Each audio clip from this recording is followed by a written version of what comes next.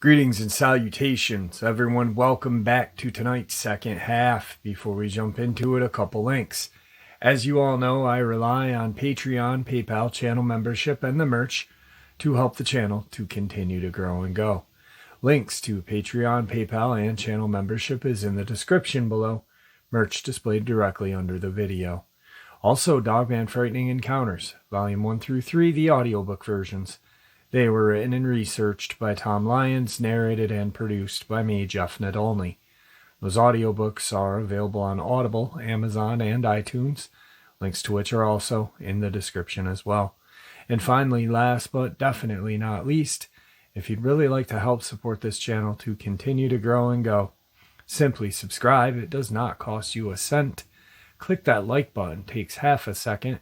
If you don't want to miss out on any of the informative uploads I put out daily, click that bell icon, and folks, please leave a comment. Why? Well, because all these things, they really do help this channel to continue to grow and go. And yes, folks, they definitely do matter. Now, everyone, I have taken far too much of your time. Let's jump into today's second half, shall we? Today's first encounter. So, let me describe the woods that I like to hang out in. They're about a half a mile long and 150 yards thick between some houses and a not very busy road. Sometimes I feel like something's watching me out here, but I've never had a weird experience up until now. Anyway, I'll get into it. Over last weekend, I wasn't in the woods, as I had some work, and I was overall just too busy to go and spend some alone time out there. Anyway, last Monday, I walked into my little camp, and I found it trashed. A makeshift bench I had made was wrenched apart. It was nailed together. A sign and signpost saying camp was cast over 15 feet from where it stood. An entire wall of the cabin I made was torn down, and some guidelines holding up the tarp on top seemed to be ripped apart. There was no storm over the weekend, just a little rain, if I remember correctly. Strange, I thought, but maybe some teenagers or a neighbor decided to vent some frustrations by wrecking the camp. The damage wasn't that bad, and I ended up fixing everything. Anyway, a couple days ago, I was splitting some wood and carving it into pieces for a game I play with some of my friends. I decided to take a break and text one of my friends for a bit. We talked about the woods, and I tell him that these woods are totally not scary, and I feel safe here.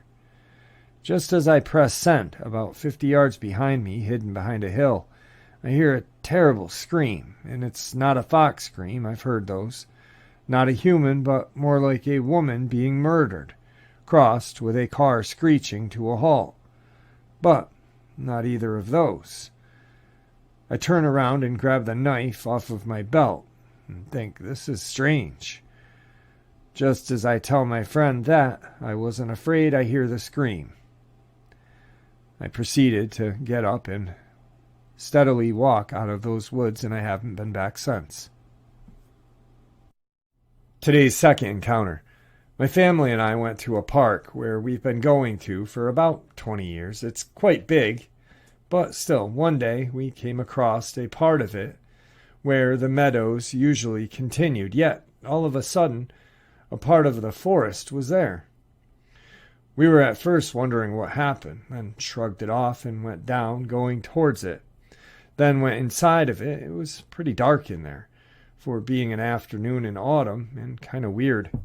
There was almost no wind. It was silent. There was a part where the light came through, a bit dim, yet kind of open. I looked around, and the ground was black, the soil. And it was all just so surreal between most of the tree roots and old crimson-red bricks. They all looked pretty weathered. The forest was at least, from the looks of it, 100 years old, if not older. Well, and now we come to the rather weird and more uncanny part. We were standing around looking, wondering why we've never seen this part of the forest before, which wasn't big either. Then it got strange, very dim, completely no wind, and stuffy. It was like something was in the air, giving us goosebumps. I heard a voice which told me to leave. Get out now. I told them, and we went out as soon as possible. The next time we came to this place, it was probably a month later. The power lines, before the start, next to the road, were still there, but the forest, it was gone, like it was never there in the first place. The grass looked like the rest of the meadows, like it truly was never there. To this day, my family and I wondered what happened on that day. I've had paranormal encounters before, yet smaller ones, but later, like 2009, 2010, and more recent as well, but never something like a piece of forest just popping up out of nowhere and then vanishing, like it was never there in the first place. Today's third encounter. So my friend, we'll call her Jay, was over late last night, and we had been talking about paranormal experiences, and I brought up the subject Dogman. She had never heard of a Dogman, so I put YouTube on and showed her a couple of videos where an unknown creature was filmed digging in a cemetery. When she saw this creature in that video, she gasped and said, "Oh my God, I wonder if that's what I saw." I paused it, and I was like, what? You've seen something like this and you never told me. She said she basically saw two of these things about 5 years ago on her property and never brought it up because who'd believe her? I asked her to tell me every detail, and I was careful to ask questions that did not lead her in any way.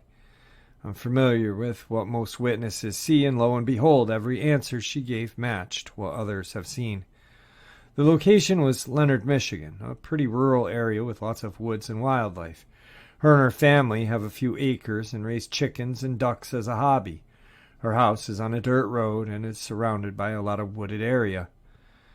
I will type out the conversation as accurately as I can, and will also have my friend proofread this before sharing. Jay. This was about 5 years ago when my dog was a young puppy. My sister and I took her to go outside. It was dusk, getting dark, but still plenty of light to see.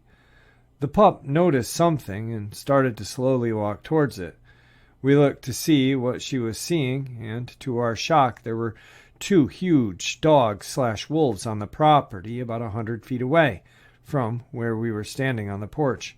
Instinctively, I took a few steps forward and scooped up my puppy. My sister and I stared at them. They were on all fours, hunched over, eating something. They lifted their heads up to look at us, but seemed unbothered and went back to whatever they were eating. My first thought was I was curious, and I wanted to know what we were looking at, and I wanted to get a closer look. But that thought was quickly replaced by the realization that this is not safe, and I slowly walked backwards as well as my sister. And we went back inside. We locked the doors and windows and asked each other what the hell those things were. We watched them from the window. They eventually left in no apparent hurry. I've kind of put that experience out of my mind and almost forgot about it up until now. Me. Did you feel scared or threatened? Jay. Not necessarily because of their size and how wrong they looked. I felt they could be dangerous, but they never snarled or showed their teeth or did anything aggressive to scare us. Me. How was your puppy acting? Jay. She probably was too young to realize they could be dangerous. She seemed curious. Me. What did they look like, color, size? Jay. One was a dark color, maybe black. The other was a lighter color, like a light brown or tan. They were bigger than any dog we know exists, bigger than a mastiff even. If they were to be on their hind feet, they would definitely be much taller than you and I. Probably 7 feet or taller is my best guess. Me. What did their fur look like? Was it short or long? Jay. Looks at my pit. Definitely not short like your pit. Looks at my Icelandic sheepdog. Their fur was longer, like hers, like a wolf or a German shepherd. Me. Were there any spots on them where the fur was thicker or thinner? Jay.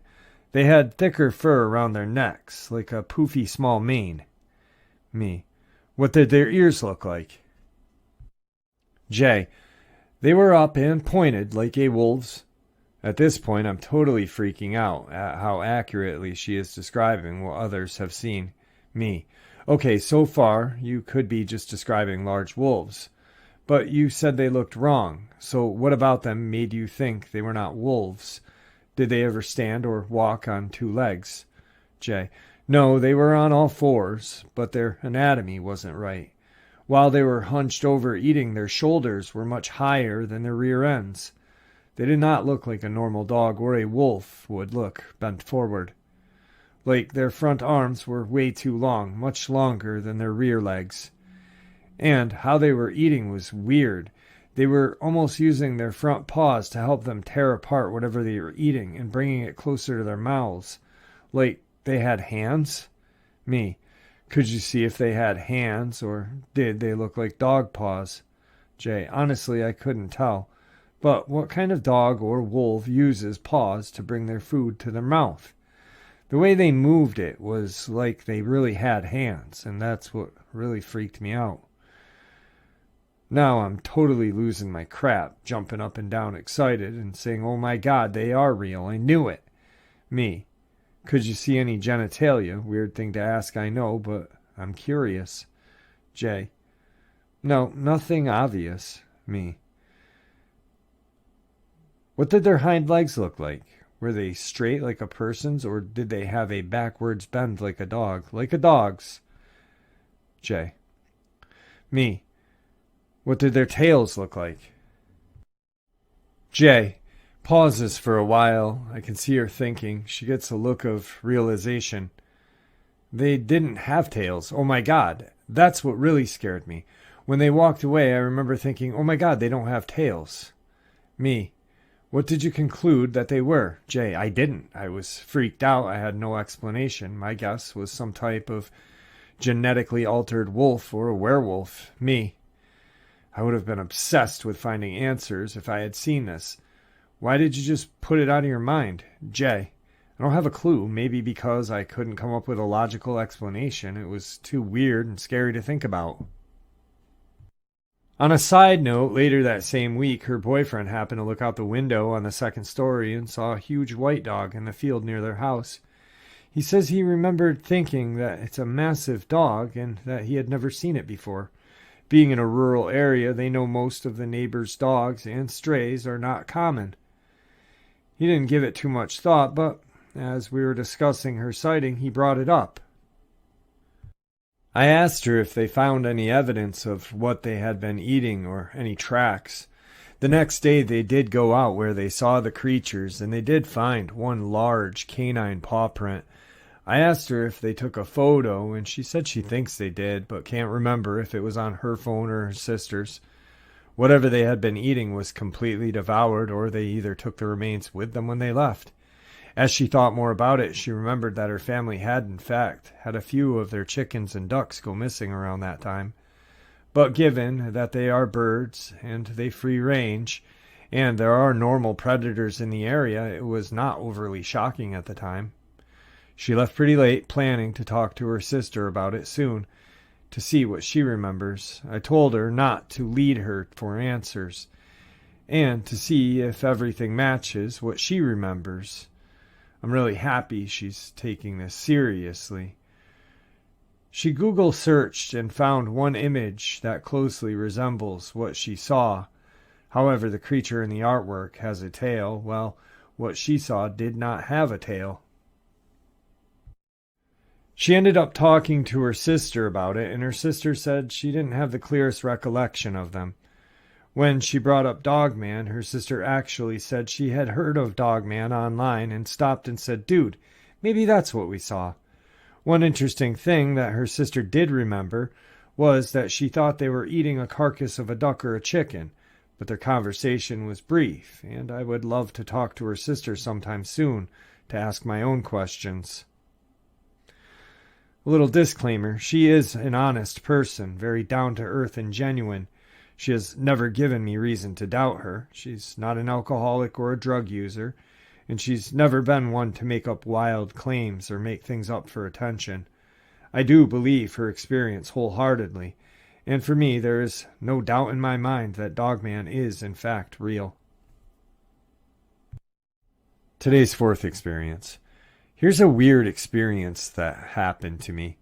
I'm not super into cryptids, but I've experienced enough strange stuff in the woods to make me think about this twice. Some people are saying that this is classic Dogman behavior.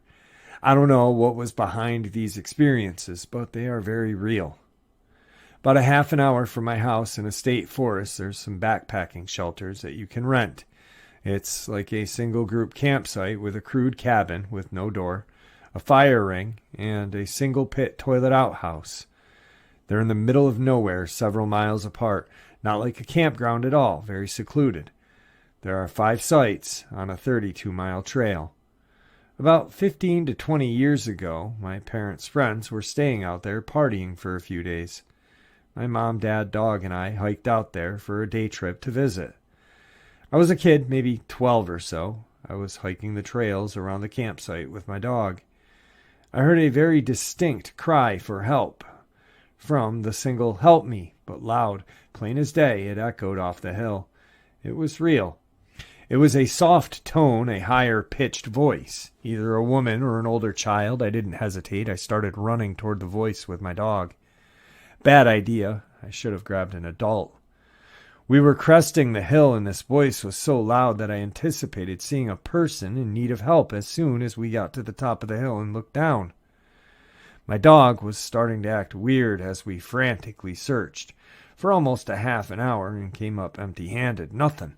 Nobody about. My dog was very reluctant to continue further, and we turned around. This is a large border collie husky mix. She was really intelligent and protective of me as a child. She started to lag behind me rather than lead on a leash. I was starting to have to coax her forward a little by tugging the lead. I told my parents and the other adults at camp, and they just kind of laughed it off. I was distraught for the rest of the day. I will add that the adults were the better part of a mile away, and this noise was coming from the opposite direction of camp.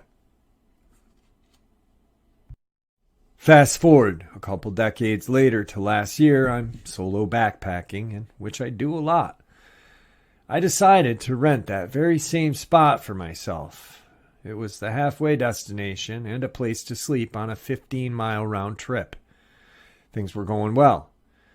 I made camp, fired up the single-burner stove. It was dark, almost time for bed. I'm enjoying my delicious sodium-laden ramen noodle, when all of a sudden an uneasy feeling abruptly comes over me. A feeling I've never really had before, and I cannot fully describe. My body tensed up, I got cold, my hair stood up on the back of my neck. And right then and there, I needed to leave. I don't know why, I just had to. I did not have time to properly pack. I half-assed started stuffing my gear back into my pack. Then my LED headlamp with relatively fresh, or so I thought, batteries died.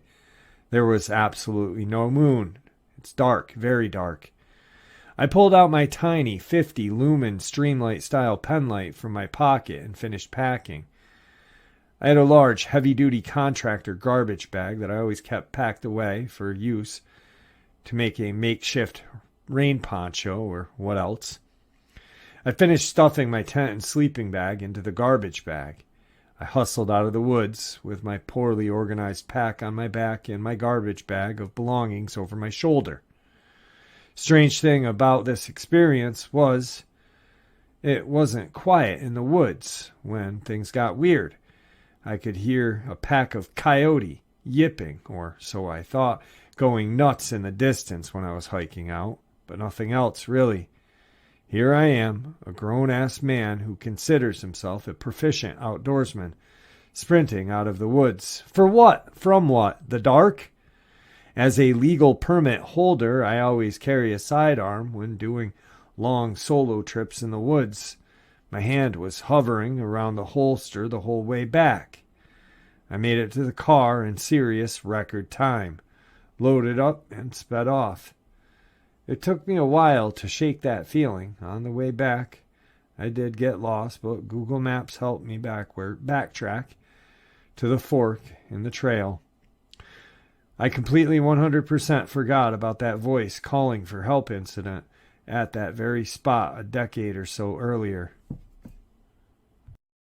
Then it hit me at once. I got home, started to unpack in the middle of the night. I remembered that voice, looking for the person screaming for help, my dog and I. I started to get knots in my stomach. For reasons I cannot explain, it all kind of started to make sense to me, like there was some sort of correlation. I don't venture into that area anymore unless I'm with other people. Something strange is or was out there, or something really bad happened there in the past. I know this experience isn't that crazy, but most of the real ones are not. I looked online into missing persons or whatever and didn't come up with anything significant. There have been a couple of murders, but those predated my experience by at least 10 years or so, and although they were in the same state land, they were not what I would consider nearby. Perhaps something was attempting to lure me as a kid. That same thing was enough to tip me off as an adult. Maybe I was just a dumb kid with an overactive imagination. Maybe as an adult the stress of life got to me as I was left to my thoughts in the wilderness, and I had a panic attack. Who knows, really? Oh yeah, and this was in the Great Lakes region of North America. Today's fifth encounter. I regularly visited my grandfather where he lived in Wisconsin. His home was surrounded by trees and located in an area where heavy woods were normal. He lived by himself, and it cheered him up when I'd go and see him. Then out of nowhere, I heard he was selling the home and moving. That did not make any sense to me. He loved that house. The location was great, up in the woods, just like he wanted after he retired. I wanted to go see him there one last time before he sold it, but he didn't want me to. He wouldn't even let me visit. That never happened before. In the past, he always welcomed my visits. I got him to change his mind, but it was not easy. Nothing that was going on made any sense to me. On the visit, I noticed he had changed. He wasn't relaxed like he used to be. I wasn't a kid anymore. I was old enough to travel by myself, but he wouldn't let me go outside of the house alone. There was a fence now, and he had installed floodlights. During the evenings, he couldn't take it easy. He would go and check every little noise or look out the windows a lot, and he always kept a loaded shotgun with him or near him at all times. He never did that before. The atmosphere at his house was totally changed, and how it used to be. He and I were close and had a very good relationship. In fact, I was closer to him than anyone else. That's why he told me what happened when I asked him what was going on. What he told me was something I have never forgot. I have never told anyone what he said before. This is the first time that I am sharing it. He used to go fishing at a location out in the woods. It was his favorite thing to do. The best part about it was how close it was. He didn't have to drive. He could just walk through the woods and go fishing whenever he wanted. It was that convenient. He was on his way one day going through the trail in the woods to get there when he came across a huge creature that had black fur and big, heavy muscles. It was standing down the trail some distance from him. It had the head of a wolf, and it stood on its hind legs. Being in its hind legs made it look over 8 feet tall. It had its nose up in the air like it was sniffing around, and then it stopped moving. Suddenly it snapped its head and looked directly at my grandfather. When my grandfather first saw it, it scared him. He was froze with fear and confused by what he was looking at. When it suddenly snapped its head and looked at him in a way, it looked angry. My grandfather felt the deepest fear he had ever felt in his entire life. Still frozen with fear and standing there staring at this creature when it started running toward him. When my grandfather saw this, he dropped everything, his prized fishing gear and other stuff, and ran home as fast as he could. Now he hadn't moved like that in years, so it caused him some pain. He had a hard time, but he had motivation. There was a lot of noise behind him while he ran through the woods. He looked back over his shoulder one time and saw it behind him. It was chasing him. After that, he ran the rest of the way home without looking back again. He made it, but lost everything he had dropped. Even though it cost him plenty of money to buy it all in the first place, he never went back for any of it. The creature scared him so much. But it didn't end there. That same night that it chased him, it started coming to his house. Noises on the roof or outside of the house woke him up. Sometimes he'd see a huge shape moving around outside in the dark. It was in the dark, but he knew what it was. Getting the floodlights made a big difference, but he knew it still come by. He stopped hearing the noises on the roof and didn't see it come close to the house. But there were noises like things hitting the house, like they were being thrown. And he'd see it watching him from the trees at night sometimes. If there were noises, he would look out one of the windows and find eye shine showing up more or less in the same area of trees each time on the property. The eyes were always at a point high above the ground. I didn't see the eyes during my visit, but I never forgot how upset my grandfather looked and sounded when he told me what had happened. He shook the whole time he was telling me and had to stop talking about it sometimes. He couldn't tell me all of it in one go. It scared him so much that he needed to take breaks while telling me. It was like it was happening to him that day. After that day he first saw it, my grandfather never went fishing again. He also stayed out of the woods as best as he could. What happened to him scared him so much that it changed the way he lived and made him give up his home. Tonight's final encounter.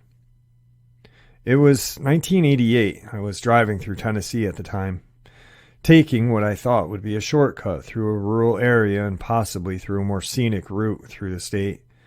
Unfortunately, along the way, a rear tire on the left side of my car blew out while I was basically in the middle of nowhere. This was a time before cell phones. It wouldn't have been possible to call for help. Not in the way cell phones make it so easy now, but I was prepared. I knew how to change a tire myself, and I had a spare, so I started working on it. After some time I finished changing the tire. I was still on the ground and didn't have a chance to put all the tools away yet, when I heard a lot of strange and rapid noises on the road, some way back on the part of the road I had drove through earlier, after the tire blew out and while I was still stopping the car. I turned my head just in time to see something large disappear into the trees off the side of the road. It was completely unexpected to see something that large, and I wasn't sure what it was, because I mostly missed seeing it in time. With the way it ran so fast, if I didn't look in the direction of the noises when I did, I might have missed the whole thing, even though it was already gone.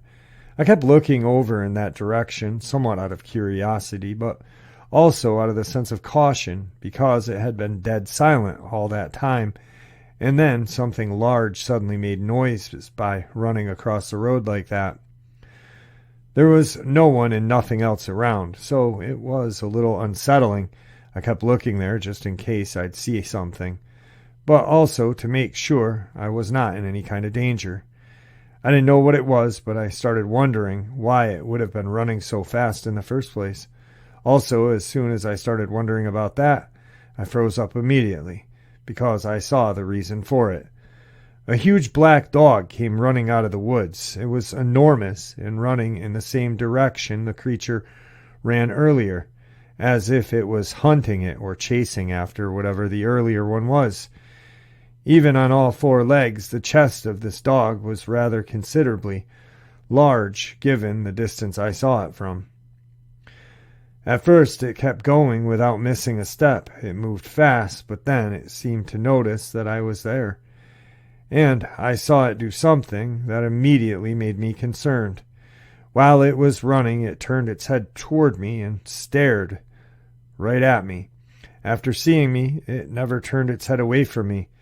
It had almost reached the trees the earlier creature ran into, but it slowed down instead and came to a complete stop, all while still looking at me. Then it turned its entire body around in my direction to face me. I was scared to see it do that and did not move an inch. It stayed where it was, staring at me, and I kept looking back at it, still not moving a muscle.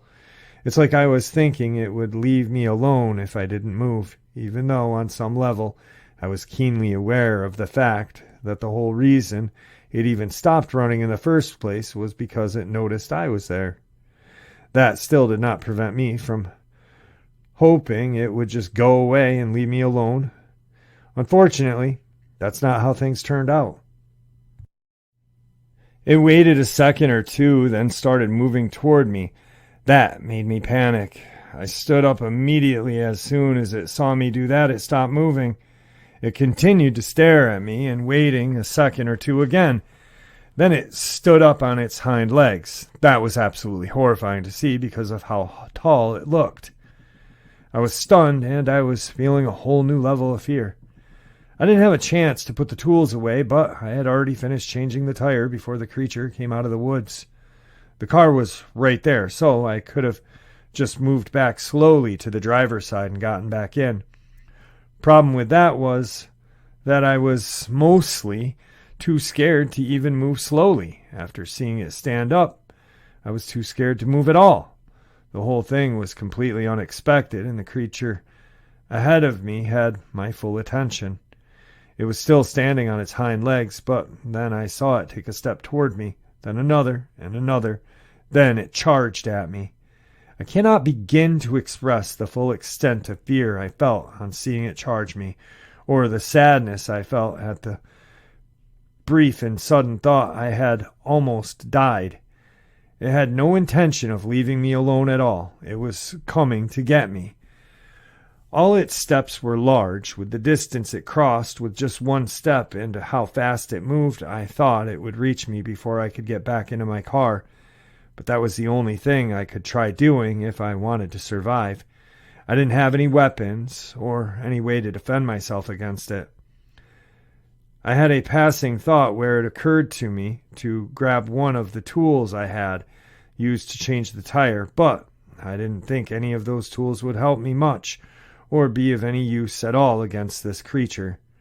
I also knew I didn't have time to put the tools away, and I had to abandon them on the side of the road while I scrambled to get back onto the driver's side. It was the worst thing that was happening. This creature was closing the gap between itself and me very quickly. It was moving so fast, I ran, rushing to get to the car. I opened the door and got in, started the car, and drove off as fast as I could. I looked for the creature to see where it was and realized it was running right beside my car, along the left side rear, and almost in a blind spot. I was still accelerating and gaining speed, but it was able to run alongside the car. It was still running on two legs all that time, and it was towering over my car as it did so. It was extremely tall and looked very formidable. I thought it was an enormous dog earlier, but when it was that close, I could see that only its head and lower body made it look like a dog. It looked like its upper body was more like a human's, but very brawny and heavily muscled. Its upper body was also bigger than a human's would be, with longer arms. It ran up to my window, but then it moved several feet away. That made it possible for me to see its face. If it was running right outside of my door, I would have had to shift in my seat and strain to look up at its face, but I was able to see its face because it moved away like that and looked at me while it was running. I looked up at its face, but I wish I had not done that because it was looking right at me, and I ended up looking right into its eyes. All of its fangs, teeth were bared. Its face was furious, but the worst part was its eyes. There was so much fury in them. It was absolutely horrifying to look at those eyes. I had the clear and unmistakable understanding that it had no intention whatsoever of letting me escape. If anything had happened differently earlier, not being able to change the tire in time, not getting in the car in time, not knowing how to change a tire in the first place, not having a spare, or any similar such a thing, would have caused a delay, or that would have caused me to be stuck back there on the road. Then it would have caught me and killed me already. That's what I saw, what I knew to be true when I looked into those eyes. It ran alongside the car the entire time I was accelerating. My only hope was to speed up enough. I crossed 40, then 50, then 60 miles an hour and kept going, but it showed no signs of slowing down. I kept accelerating the whole time and would look back and forth from the road to make sure that I was staying on the road and also see if it was slowing down at all, but it wasn't. It kept running alongside the car. Almost every time I looked at it, I would either see it already looking at me, or I would see it turn to look at me with its fangs and teeth on display, and with those eyes just filled with fury. Things continued this way, but then it unexpectedly turned and ran off into the trees on the side of the road, closer to where it was. I don't know why, but I looked ahead of me again and saw that some vehicles were now visible and approaching from the distance on the opposite side of the road. I didn't know if it was related to the other people being there and approaching, even if they were in their vehicles, or if it was because the trees it ran off into were the last ones visible close to the road for a while. Since I first saw that creature, and up until that point it ran off, I had been driving through an area with trees close on both sides of the road, but now I was about to drive into a part of the road where the lines of trees on both directions moved further out and away from the road, regardless of what the actual reason was. That was the last I saw of this creature. I've had many years since then to reflect on what happened that day. In the beginning, it wasn't possible to even think about it without becoming overwhelmed with terror at the mere memory of it. I needed a lot of time to come to terms with that experience. That still hasn't happened fully, but after enough time passed, I did start finding it possible to think about what happened to me in some depth and with some degree of control over the terror I would feel every time I thought about this creature. When it stood up on its hind legs back at that time, the creature was the scariest thing in the world, especially at that moment that I saw it taking steps towards me. If I had hesitated or delayed getting back into the car, I think I wouldn't have had a chance of getting away from it and getting back into my car in time. If I had fumbled the keys when I was inside of the car, or if the car didn't start for any reason, then considering how strong it looked, it could have probably torn the door right off the car and pulled me out. I've thought about this a lot regarding why it would have got up on its hind legs. It's true that it was originally running on 4, but then it went out of its way to stand up on 2 when it came after me, and it stayed on 2 for the rest of the time it was chasing me. It seems that it could have just come after me on all 4 instead of taking the time to stand up and then charging at me on 2. It was without a doubt a predator, and maybe it stood up to appear even more intimidating, especially after it saw me stand up. When I was on the ground by my car, and it was still on 4 legs, it looked like it would have been taller than me. My standing up may have appeared to change that, and it may have thought I was showing hostility or challenging it. It then showed itself to be much taller than me in reality by standing up. In fact, it looked like it would have been several feet taller than anyone I've ever met. I say this even taking into account the fact that things look smaller when further away, so it had to be considerably tall to stand up as high as it did, even at that distance that I saw it from. I also think that that creature may have been familiar with people to some extent. It might have known exactly what kind of effect it would have on me if I saw it stand up first, before it proceeded to come after me on 2. It was scary enough seeing this huge dog, but it was horrifying to see it stand up and start charging me on its hind legs, with it being enough to tower over me, and with it looking as formidable as it did. It's also possible that it saw I was outside of my car, so it may have understood that it would have had to use its hands at some point if it caught up to me while I was in the car, but before I was able to start driving away. That could have been a likely reason, and that could also mean it was familiar with both people and with the way we get in and out of our cars. Even ordinary animals can recognize as much, though for the most part ordinary animals are usually unable to easily do something as simple as open a car door to follow people in without the issue of hands, without the use of hands. I am aware that some animals can be trained to open car doors, while other animals, including wild bear, can figure out on their own how to operate a car door, but it's still much easier to do it with hands. In that case, standing up when it did might have been more efficient because, after all, it had a human-like upper body, including arms and what looked like hands, and it could run very fast, whether on 4 or 2. Faster than any human could run for certain, but it would need its hands to open the door if it was able to get to me before I could get to the car and move away. If that really was the reason, then that also implies it would have been familiar enough with people to have predicted what I would do. That, to me, could mean that it had gone after someone else before, someone who was in their car.